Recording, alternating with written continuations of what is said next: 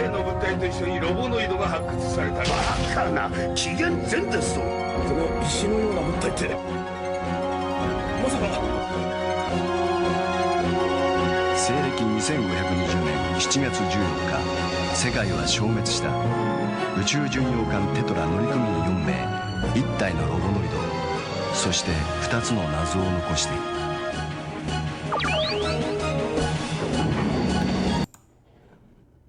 I really wish I spoke Japanese. Alright, so we got another game by Treasure here, and this is probably one of the more famous ones that they've made.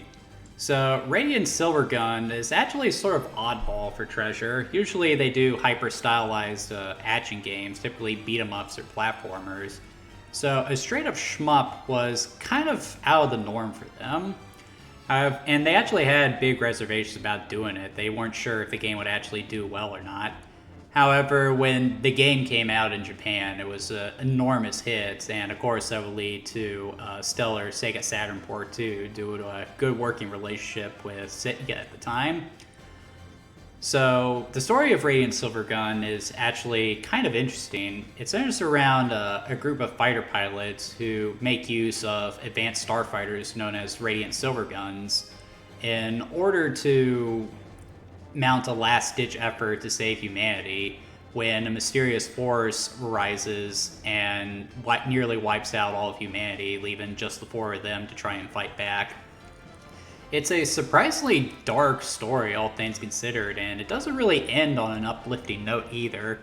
It kind of makes me wish that the game was in English so that I could better follow the story, but this is more about gameplay than anything, so it's not something I'm going to hark on. And in regards to the gameplay, it might appear to be your standard bullet hell shooter, but there's actually a lot going on under the hood. The main thing is that the game makes use of a multi-weapon system, so every button on the control here is mapped to a different weapon that has its own angles, powers, and uses in combat. And trying to juggle all those weapons while also avoiding the absolutely insane amount of enemy fire that you're faced with is the name of the game here. This is the very definition of a bullet hell shooter because there is so much happening on screen at once, so much fire to dodge, so many enemies, and there's your own fire to consider too. Oftentimes you can lose projectiles in the sheer madness of it and then take a hit that way. I mean, my god, it's an absolutely insane game, and I love it so much. And I absolutely suck at this game too, but the game was constantly kicking my ass, and I loved every minute of it. It's just such a good game. And a lot of people agreed because Radiant Silvergun did really well in arcades in Japan, and it'll get a great Sega Saturn port too, which you can tell based on this, it's pretty faithful, all things considered. There are some assets that are missing, but it is at its core the same game. It would go on to become one of the most popular games on the console, and I feel like it would influence the direction a lot of Treasure's games would take moving forward. I feel like there's a lot of similarities between this and the plot of Sin and Punishment, which sort of combines a lot of the ideas of a bullet hell shooter with that of a platformer. So, and it made something wholly unique, which is what Treasure was all about back in the day.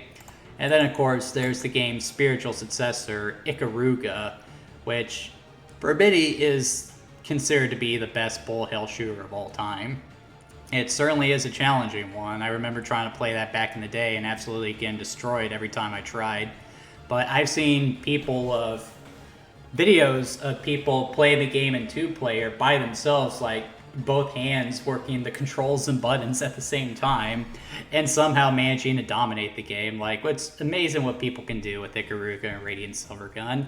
I recommend both of these games, and they are some of the best you're going to find on the Saturn. It's amazing how you can compensate for hardware limitations by just focusing on fun, simple games, and that's exactly what Treasure did with their output on the Saturn.